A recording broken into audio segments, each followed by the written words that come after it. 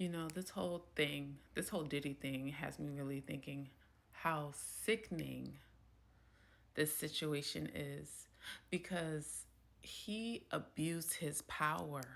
He abused his power and coerced people to do horrendous things.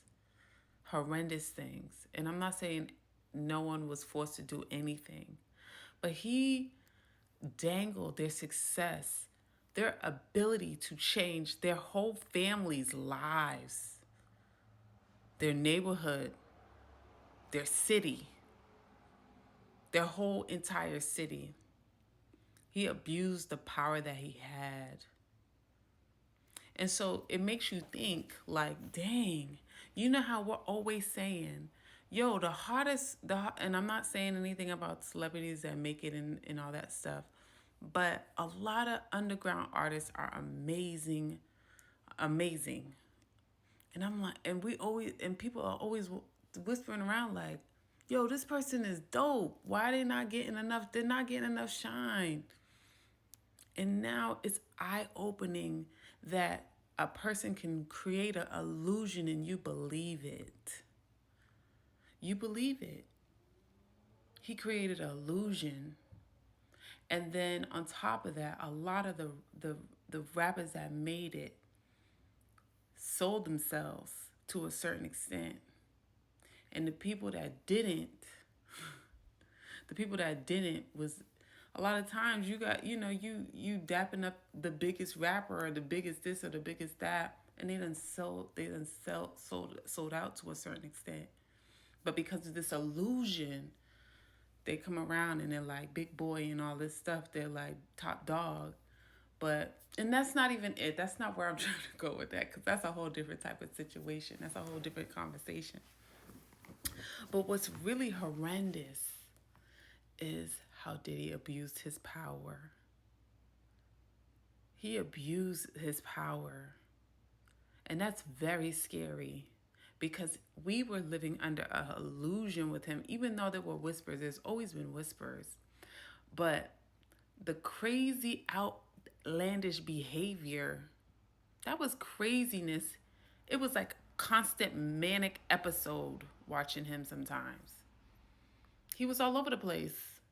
They would talk about Tom Hanks jumping on the daggone couch one time.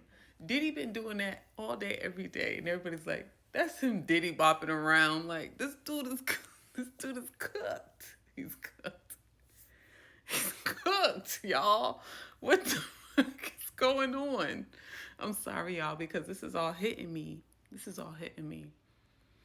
He is highly manipulative, and that is some dark stuff that he has going on inside of him. That's darkness. To do that to a person, that's dark. So I don't know. But to do that, to put that type of somebody having the ability off their craft or something that they sleep, ate, and starve for, to like, to craft, right? Because it's a craft, rapping and singing and doing all this stuff. That's a craft, and you have to practice. To dangle that success over that person after all of that sacrifice, that can, like I said, change lives, not just themselves, but their people. And people who take time to create crafts and are creative beings, they have people. They have people that they care about. They got people that depend on them. And usually the craft comes from the fact that you need an outlet. You need an outlet because you got people depending on you. That's usually where a craft comes around, you know? And so for you to abuse that, that's crazy, y'all. I'm just thinking about it. It is so dark that it is hard for me to even look into this case too far or read too much, because it is sickening. Your skin should crawl every time you hear about what he's been doing, because it's dark. when you think about trauma and how it affects a person. And then we walking around, we trying to figure out why everybody, all these young rappers is ODing. These Hollywood people are ODing. We're trying to figure it out. They're like, what's the problem? You're rich. What's the problem? You're rich. Like, how depressed could you be? They are dealing with some sociopaths in that industry. Sociopaths. People that abuse power. And don't forget, these people, these creative people, have people on their back. They're carrying people with them. All they know is self-sacrifice. Because people always leaned on them. That's how you start to need an outlet. That's how you start to want an outlet. This is cold, man. This is some dark stuff, y'all. Dark. Very dark. It's a dark abyss. And you don't want to be anywhere near it. That's why you gotta say no to Diddy. Sorry.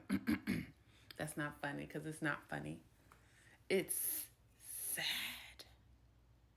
And I'm not even going to name no names, but the people who are involved in their names are out there. I had saw a comment and this person was like, I feel so sad for so-and-so. And I was like, damn, you are right. You are right. I feel sad for some of these people who were abused by him. And nobody could speak up. Nobody believed.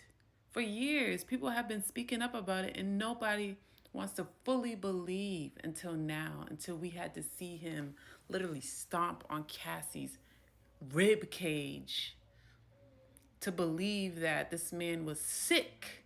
But we saw all of this sickness around him.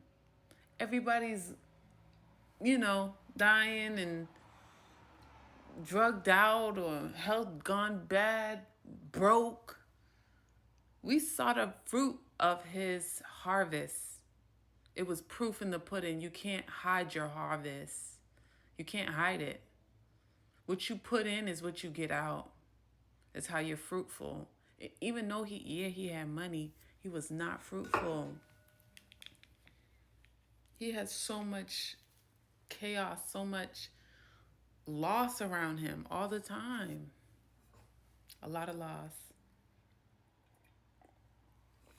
I don't know. Just a thought, y'all. What do y'all think? It's sad, y'all. It's sad.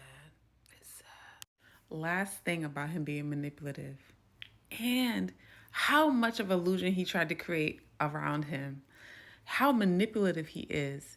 He started wanting us to call him Brother Love. He kept changing his name. Hey, I'm sorry. He kept changing his name. So he would have a new energy. But we knew. He stopped. Every time something crazy would happen, he would change his name so his name was not attached to whatever was going on. Brother Love. He wanted us to call us Love. We all knew there was nothing loving about this man. We knew. Y'all, we knew. We knew. We knew there was nothing loving about this man. And we let him go around calling himself Love. Child, please.